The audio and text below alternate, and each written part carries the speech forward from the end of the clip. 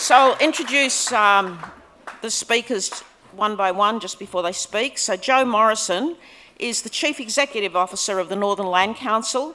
He's Dargaman from Katherine, and before becoming the CEO of the Northern Land Council, Joe was the CEO of the Northern Aboriginal and Islander Land and Sea Management Alliance, which united Aboriginal organisations and ranger groups from across North Australia in an almighty effort to protect the country, the waters, and the biodiversity of Northern Australia. He has been a very effective leader, and so I'm going to hand over to Joe, who carries the mantle for Galarrwuy's great vision.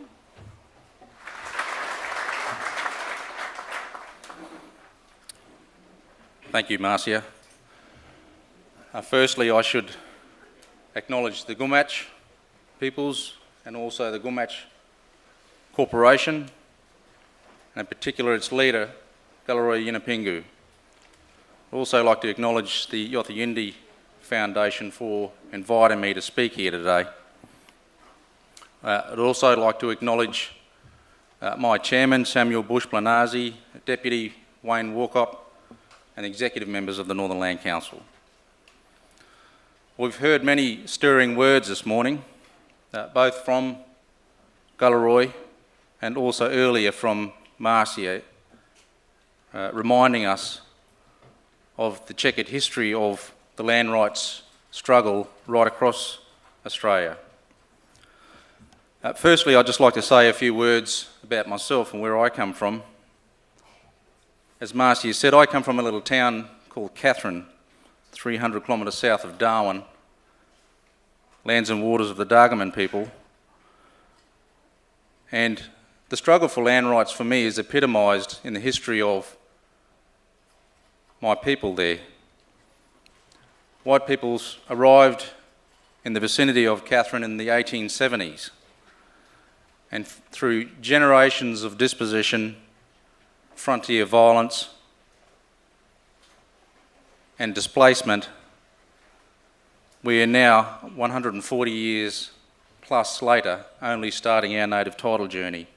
So it is a very long journey for many, many people right around the country.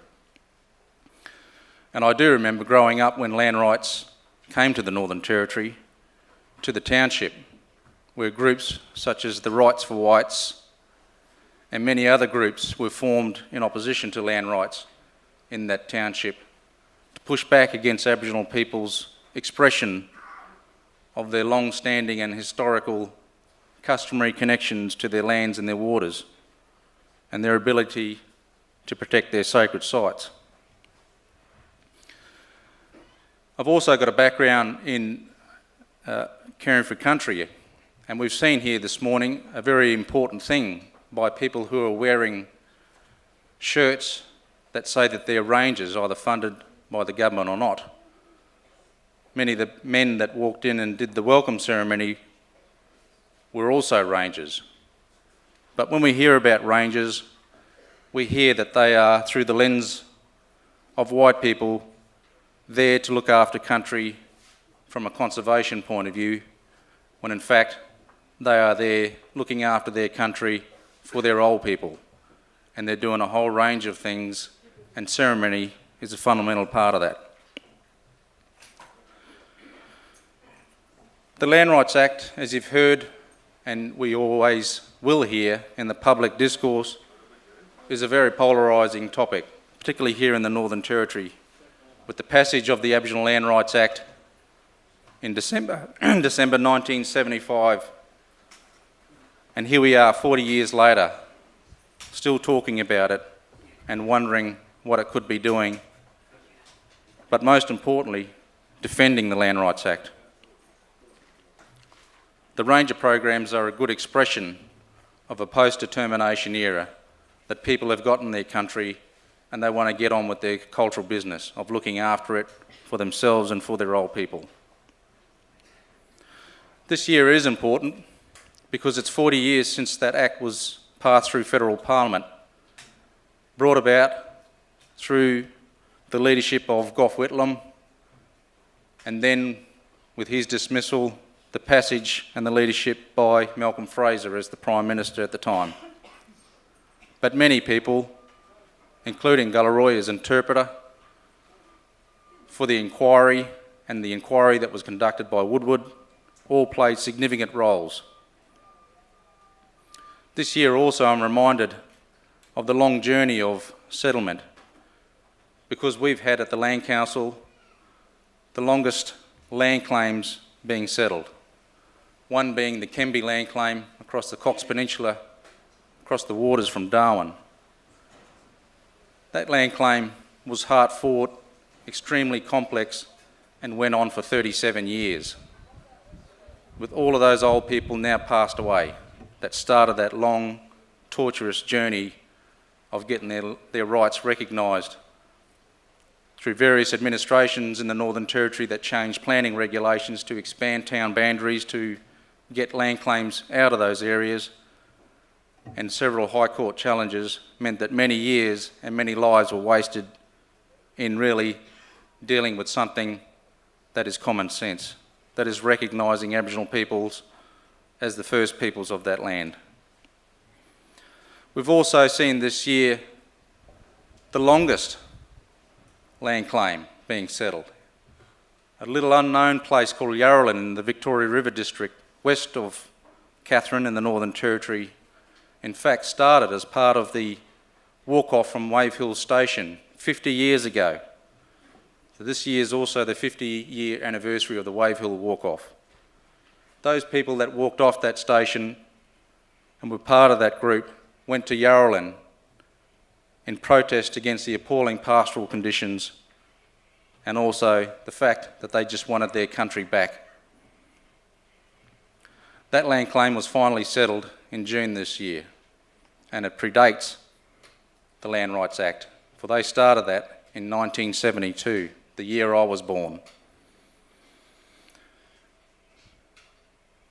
It's unfortunate for me in many respects that I'm standing up here today, because I'm in my mid-40s.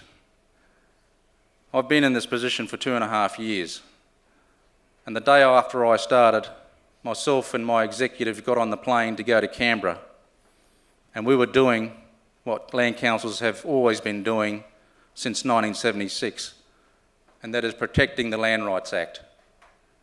And so my first day in the job was in Canberra at Parliament House, advocating for regulations to dismantle the decision-making process of the full council of the Land Council to not go through the Senate.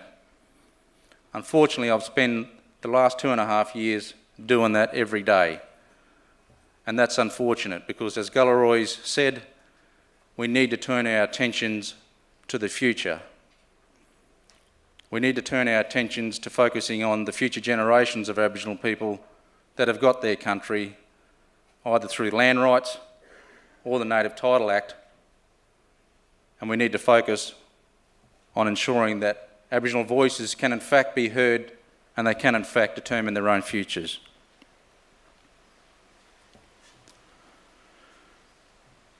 In closing these remarks, I'd like to say that we do lament the lack of protection for the Aboriginal Land Rights Act. The changes being made over and over to the Land Rights Act, which I believe has got to be one of the most reviewed pieces of legislation in Australia, has got to stop. We have to ensure that Aboriginal people can determine the future of the Aboriginal Land Rights Act and the role of the councils, and in fact determine their own futures. Any discussion about the shortfalls and future changes of the Land Rights Act must be made by Aboriginal people, not by non-Aboriginal people, ministers, or even myself for that matter. And there must be a discussion about protecting the Act by some means, whether it is either through constitutional reform or whether it is through some overarching settlement process, which has been talked about at Garma this year as being some mechanism by which Aboriginal people can have their rights their communal property rights and their decision-making process protected and enshrined forever, so they can then get on with the business of planning for the future. One of the major changes that the Northern Land Council is currently making, after you've heard the statistics from Marcy this morning about how much land has been handed back through the Land Rights Act, the rest of the Northern Territory is under some form of native title claim. There's got to be a discussion about the future for Aboriginal people. And we see continuously missing the mark when it comes to discussions about Northern development. The Northern Development White Paper has no place for Aboriginal people, unfortunately. It treats land tenure as a problem and communal decision making as something that must be changed. And we also see threats to the native title property rights that Aboriginal people have gained through either suspension of their rights or extinguishment for third parties. The Northern Land Council is embarking on a community development process to ensure that Aboriginal traditional owners can determine their own futures in our region. And that goes to the heart of what's been said here this morning.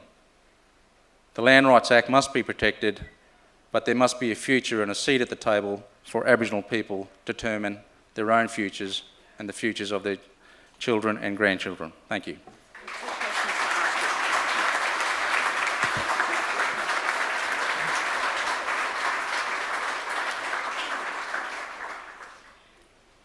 So I have two questions to ask Joe. Thank you, Joe, for your very hopeful but also disappointing talk. Joe, you have one of the hardest jobs in Australian public life. There is always pressure on the Northern Land Council to respond, especially to economic projects. How are you managing that pressure? And does the Land Rights Act in its current form give you the tools you need to drive economic development in the bush? Please. Firstly, I'd just say there's been a discussion about futures for Aboriginal people, and one of those futures has been how do we articulate that? And so there's been this idea of a prospectus, something that espouses the importance of Aboriginal people's views and their ideas about development on their lands and their waters. It's not the business prospectus that you hear so much by big corporate entities, but something that Aboriginal people at all levels can espouse to. I take that point about it being a difficult job, because it is a difficult job.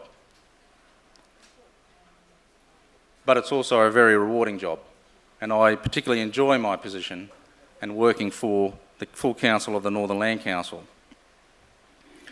The tools that could be put into play obviously are planning. There isn't enough planning. When there's talks about planning for Aboriginal people, it's typically done at afar and by someone else with very little input and very little follow-through for Aboriginal people. I think that there's a lot of work to be done with supporting local corporations to ensure that local voices can be heard and can, in fact, do the things that local Aboriginal people want to do. Prescribed body corporates is one of those things in native title that needs serious support.